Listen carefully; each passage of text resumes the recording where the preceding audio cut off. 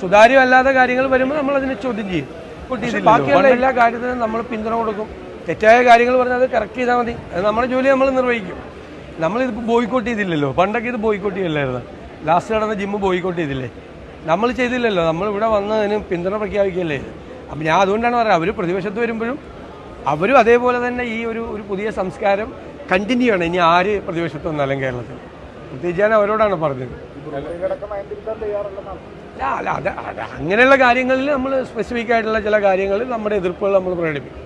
നമ്മൾ അവിടെ വന്നത് അതിൻ്റെ ഞാൻ പറഞ്ഞല്ലോ സുതാര്യമല്ലാത്ത രീതിയിൽ വന്നതിനെ നമുക്ക് എതിർക്കാതിരിക്കാൻ പറ്റില്ല. അത് നമ്മൾ എതിർക്കും. ഇപ്പോൾ കേരളയിൽ വന്നപ്പോൾ നമ്മൾ എന്തുകൊണ്ടാണ് ചെയ്യുന്നത്? കേരളയിൽ വന്നു കഴിഞ്ഞപ്പോൾ കേരളയിൽ എൻവയൺമെൻറ്റ് ഡിസാസ്റ്റർ ആയിരിക്കും കേരളത്തിൽ പറഞ്ഞല്ലോ. ആ പ്രോജക്റ്റിന് ഒരു അപ്രൂവൽ ഇതുവരെ കിട്ടിയിട്ടില്ലല്ലോ. ഒരു സ്ഥലത്തും കിട്ടില്ല. പിന്നെ അത് കേരളത്തെ വലിയ സാമ്പത്തികമായ തകർച്ചയിലേക്ക് കൊണ്ടുപോകുന്ന സംഭവം. നമ്മുടെ കുട്ടികളൊക്കെ നാട് വിട്ട് ബ്രെയിൻ ഡ്രെയിൻ കേരളത്തിൽ നിന്ന് പുറത്തേക്ക് പോകല്ലേ. നമുക്ക് അവരെ ഇവിടെ പിടിച്ചു നിർത്താൻ വേണ്ടിയിട്ട് എന്തെല്ലാം ചെയ്യാൻ പറ്റുമോ അതെല്ലാം ഗവൺമെന്റാണ് അതിനകത്ത് ഇനിഷ്യേറ്റീവ്. നാട് വിട്ട് ബ്രെയിൻ ഡ്രെയിൻ കേരളത്തിൽ നിന്ന് പുറത്തേക്ക് പോകല്ലേ. അനാവശ്യമായി അവരെ ഇവിടെ പിടിച്ചോളോ ആവശ്യമില്ലാത്ത എന്തെല്ലാം ചെയ്യാൻ പറ്റുമോ അതെല്ലാം ചെയ്യണം. 4 കൊല്ലം ഹർത്താൽ സാഹചര്യം ഉണ്ടായി കേരളത്തിൽ അനാവശ്യമായി മെസ്സേജ് അതെല്ലാം ചെയ്യാൻ 4 കൊല്ലം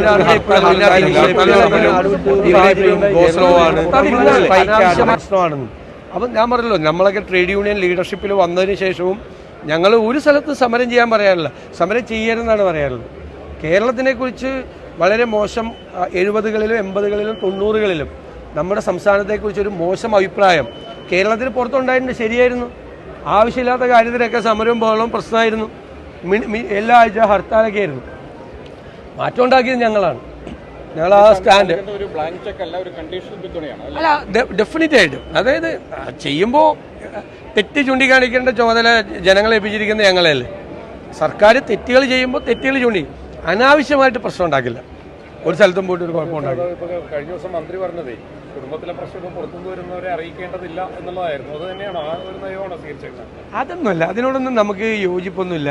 അത്തരം കാര്യങ്ങളോടൊന്നും നമുക്ക് യോജിപ്പൊന്നുമില്ല. ഞാൻ പറഞ്ഞല്ലോ, ഇൻവെസ്റ്റ്മെന്റ് ഫ്രണ്ട്ലി ആക്കാൻ ഇവിടെ വന്ന ആളുകൾക്ക് സംരംഭങ്ങൾ തുടങ്ങാൻ.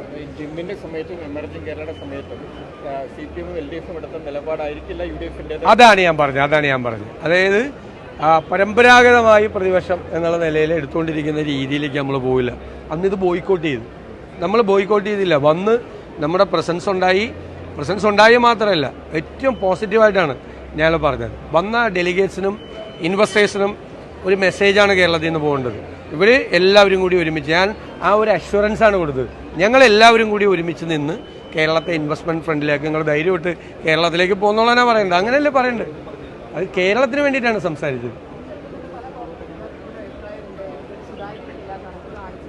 ഏതിൻ്റെ ഞാൻ അതിൻ്റെ ഡീറ്റെയിൽസിലേക്ക് പോയിട്ടില്ല. അത് അവർ പറയുമായിരിക്കും. അത് ഗവൺമെൻറ് ഒരു ഇനിഷ്യേറ്റീവ് അല്ലേ, അത് ചെയ്യുമായിരിക്കും അവർ.